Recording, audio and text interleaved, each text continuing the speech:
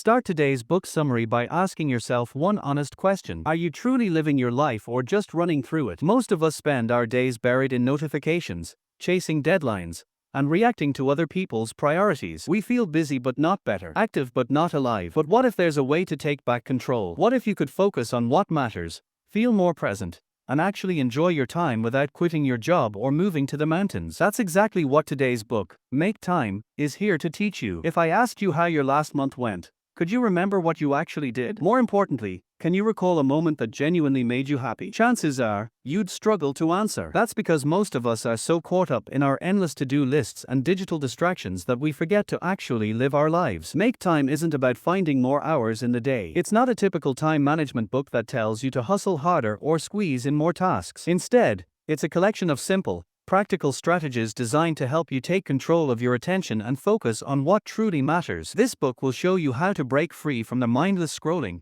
the constant email checking, and the overwhelming feeling of always being busy but never really getting anything meaningful done. Most people feel exhausted by midday, but what if you could carry your energy through the entire day? Inside these pages, you'll find techniques that not only boost your energy but also help you stay energized and present from morning till night. One of the first things this book teaches is how to choose your highlight of the day. That one task or moment that deserves your full attention. It's the thing that, once done, will give you a deep sense of satisfaction. From there, you'll learn how to structure your entire day around that highlight using strategies that are both effective and flexible. So, now that you understand why Make Time is more than just another productivity book, let's dive into how you can start using the Make Time method to design your day with intention and joy. You might assume this book is about planning your goals or squeezing more tasks into your day, but Make Time takes a very different approach. It's not about doing more. It's about noticing how you're actually spending your time and learning how to protect your attention from being hijacked by busyness. The first step in the Make Time formula is choosing your highlight of the day. This isn't necessarily a work-related task or something grand. It's simply one activity that you want to focus on.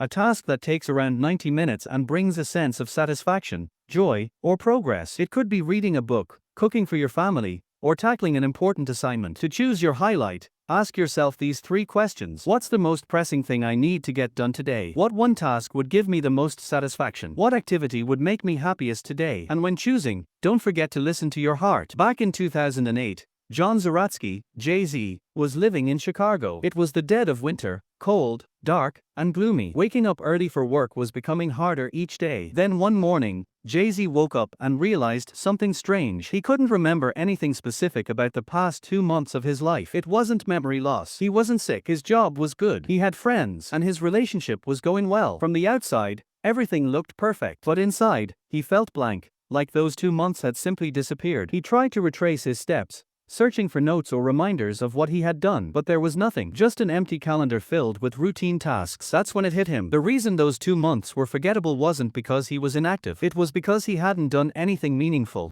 He had spent his time reacting to work, emails, and schedules without choosing how to spend his days. Determined to change that, Jay-Z dove into productivity planning. He became obsessed with controlling every minute, making sure no moment went to waste. But even after filling his calendar with tasks and routines, he still felt disconnected from his own life. His days felt busy yet meaningless. He was exhausted and uninspired. So he tried something new. Instead of focusing on increasing time or setting distant 5-year goals, he decided to focus on what mattered today. He dropped the obsession with long-term plans and began doing things he genuinely enjoyed. That summer, everything changed. Jay-Z started working out every morning for an hour. He spent weekends with friends, picked up sailing, and made time for activities that brought him joy outside of work. And for the first time in a long while, his days felt full, vivid, memorable, and fulfilling. He learned something powerful. Living a good life doesn't require doing more. It requires doing what matters slowly, intentionally, and consistently. That's what the highlight is all about. It's not just another task. It's a daily anchor that brings meaning, joy, or progress. When you shift your focus to doing one thing that matters each day,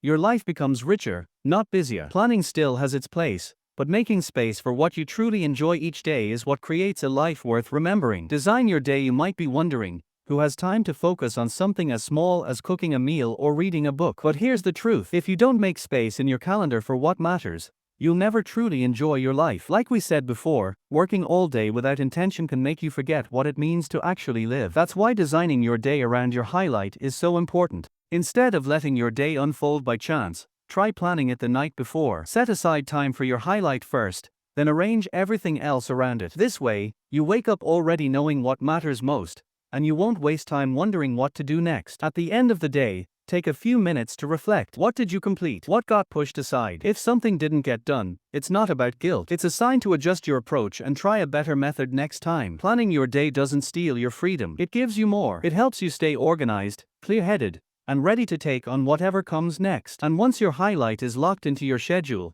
you won't have any excuses not to do it. You've already made it a priority. Let's look at an example from Sarah Cooper, a former Google employee. Sarah left her job to follow her dream of becoming a writer and comedian. She started scripting skits, filming short videos, and uploading them to her website, The Cooper Review. Her content quickly took off. Millions of people began to follow her work. Eventually, she signed a book deal and became an inspiration to many aspiring creators. So, how did she stay productive while working from home? Sarah explained that she planned every hour of her day. She used a notebook to divide her tasks into clear sections and reviewed her progress at the end of each day. Her routine wasn't rigid, it was intentional. You can do something similar by dividing your notebook into 3 columns: plan, actual, and revised. In the plan section, write down what you intend to do the night before. In the actual section, track what you actually did during the day. In the revised section, note any changes you made along the way. The goal isn't perfection. You can't predict how every day will go. But when you consistently reflect and adjust, you begin to build a rhythm, a routine that works for your real life, not just your ideal one. And when unexpected moments come, and they will, you won't panic. You'll know exactly what to do because your day was built with intention. So start today. Design your day around your highlight. Keep a notebook with you. Write things down. Track your energy. Review your plan. It's a small habit that leads to big results, and it helps you make time for what truly matters. Later, now that you've chosen your highlight, designed your day around it, and begun tracking your progress, it's time for the real challenge: focus. In today's world, focus is one of the rarest and most valuable skills. We're surrounded by distractions, messages, notifications, news, and apps constantly competing for our attention. That's why Make Time emphasizes the need to enter what the authors call laser mode, a state of deep, uninterrupted focus, where your mind becomes as sharp and concentrated as a laser beam. Getting into laser mode isn't always easy, but when you're working on something you truly care about, focus often comes naturally. The key is to protect your attention from being stolen. Distractions don't just slow you down, they rob you of your time, energy, and peace of mind. And relying on willpower alone isn't enough. You can't expect yourself to stay focused if your phone is buzzing every few minutes or your environment is pulling your mind in different directions. That's why you need strategies, deliberate actions that remove distractions before they even reach you. This could mean blocking social media apps during your work hours, adjusting your workspace to reduce clutter, or using noise-canceling headphones. Try different approaches and find what works best for you. To understand how damaging distractions can be, let's look at a story. Orietta had developed a serious addiction to Facebook. She was constantly glued to her phone, unable to focus on anything meaningful. One day, she realized that she needed to take control of her life again. So, she made a bold decision. She removed Facebook from all her devices for 1 full week. At first, it was incredibly difficult. The urge to check her feed was strong. But as the days passed, something unexpected happened. She didn't miss it, not even a little. In fact, she felt relieved. When the week ended, she chose to go 1 more week without Facebook, and then another. Eventually, weeks turned into months, 10 months, to be exact. During that time, something interesting happened. Many of her casual friendships faded away. If she wanted to see someone, she had to call or meet them in person. And surprisingly, only a few people showed up. But that's when Orietta discovered who her real friends were. The people who cared about her made the effort. They called, they emailed, and their relationships deepened. At first, it was hard, but Orietta felt something powerful growing inside her: freedom. She had taken back control of her mind. She no longer needed social media to feel connected or validated. And for the first time in years, she could focus fully on her work, her thoughts, her life. Many people fear that if they quit social media, they'll end up feeling isolated or irrelevant. But those who try it often describe something remarkable: a sense of peace and clarity they didn't know they were missing. Living without constant distraction is one of the greatest freedoms you can give yourself. You begin to reclaim your attention, your time, and your ability to be fully present in the moment. If you're always distracted, you're not really living, you're just reacting. And slowly, you lose control, not just of your time, but of your life. But it doesn't have to be that way. Your life should be controlled by you, not by your screen. So take back your attention, enter laser mode, and experience what it's like to live a life that's truly your own. Put a timer on the internet. Back in the early days of the internet, Getting online wasn't easy. You had to dial a number, wait for the connection, and pay by the hour. It was slow, painfully slow, but that slowness had one hidden advantage. People only went online when they really needed to. Today, the internet is available 24/7, always on, always tempting. And that's one of the biggest challenges we face when trying to stay focused. When entertainment is just a tap away, why would anyone feel motivated to work? But if you want to achieve laser mode, deep uninterrupted focus, you need to create boundaries. That means blocking access to the internet during your most important work. You can use software tools or browser extensions, switch off your Wi-Fi while working, or try living like it's the early 2000s when going online took effort. Let's take the example of Jake, one of the authors of this book. Jake is a writer, and each night he would plan out his next day. He made time for his daily highlight, usually a writing session. But despite all his planning, Jake found himself constantly distracted by the internet. Every time he sat down to write, he ended up scrolling through sports news or checking emails. His mind pulled him toward his phone, toward distraction. What started with a quick email check turned into a chain of clicks, and soon he wasn't writing at all. By the end of the day, he felt guilty. He had wasted his time. And this didn't just happen once. It became a pattern. Days passed and then weeks without a single meaningful writing session. That's when Jake realized something had to change. If he truly wanted to reach his goals, he needed to take back control. So, he took a simple but powerful step. He spent $10 on a basic outlet timer and plugged his Wi-Fi router into it. Then he set the timer to turn off the internet at exactly 9:30 p.m. By that time, the kids were in bed, the house chores were done, and the distractions of the day had settled. It was now his time to write. With the internet off, there were no more emails, no sports updates, no mindless browse. For the first time in ages, Jake was fully present with his work. He opened his laptop and began writing, focused and energized, and it felt amazing. If you want to reach that same level of clarity and concentration, consider doing the same. Turn off the internet during your highlight. You don't need to disconnect forever, just long enough to protect what matters. 2 hours of undisturbed time can change everything. You could even write a novel if that's your dream. The point is, the internet is a tool, not a master. And if you want to live a life that's driven by intention, not distraction, sometimes the best thing you can do is simply switch it off. Energize. So far, you've learned how to block distractions, manage your time, and sharpen your focus. But here's something we often overlook. What if your lack of focus isn't due to a shortage of time, but a shortage of energy? That's where this part of the journey begins.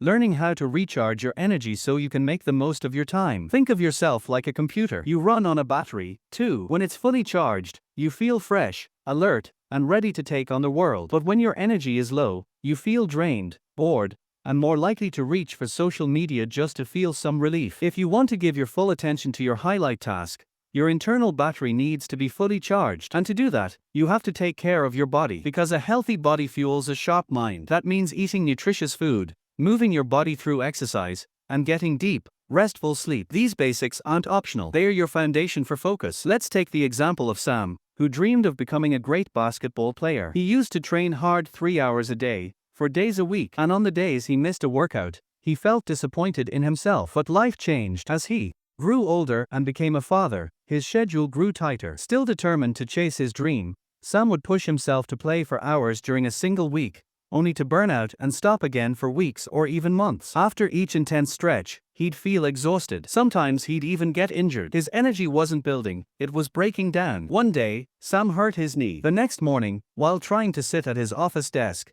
he lost balance and fell from his chair. That moment made him rethink everything. He remembered something odd just the day before. He had gone for a short 10-minute run. At the time, he felt like it wasn't enough. It seemed too small to matter. But that day, he showed up to work feeling amazing. He had laser-sharp focus and ended up completing a major project he'd been stuck on for days. That's when it clicked. Sam didn't need long, exhausting workouts to feel good. Even just a few minutes of movement could lift his energy and sharpen his mind. From then on, Sam made a shift. He stopped obsessing over long training sessions. Instead, he made running a simple daily habit. Basketball became a joyful hobby again, not a pressure. And his energy, it stayed strong, steady, and sustainable. The lesson is clear. You don't need hours of exercise to recharge your battery. Sometimes just a few mindful minutes are all it takes to reset your energy and fuel your focus for the rest of the day. So, take care of your body. Move it a little each day. Eat well. Sleep deeply. You'll be amazed at how much clarity and motivation you unlock just by giving your energy the attention it deserves. Optimize caffeine. Do you enjoy drinking coffee? Most people do, but have you ever wondered if you might be drinking it the wrong way? For many of us, coffee becomes just another part of the routine, something we sip on during breaks or use as an excuse to get up from our desk. But the truth is, coffee is meant to wake you up, to give your mind a boost when you actually need it. That's why it shouldn't be used mindlessly. Instead of grabbing a cup during every idle moment, it's better to use caffeine with intention. Over the years, researchers have studied how caffeine works in the brain and what the most effective schedule might be. Experts generally recommend drinking no more than 2 cups a day and not first thing in the morning. That's right. When you wake up, your body is already producing natural alertness hormones like cortisol. Drinking coffee too early can interfere with your body's natural rhythm. A better strategy is to wait until mid-morning. The ideal time for your first cup is between 9:30 and 10:30 a.m. when your natural alertness starts to dip. The second cup can be around 1:30 to 2:30 p.m., giving you a boost when afternoon fatigue begins to set in. If this routine doesn't feel right for your body, experiment and find the rhythm that suits you best. The goal isn't to quit coffee.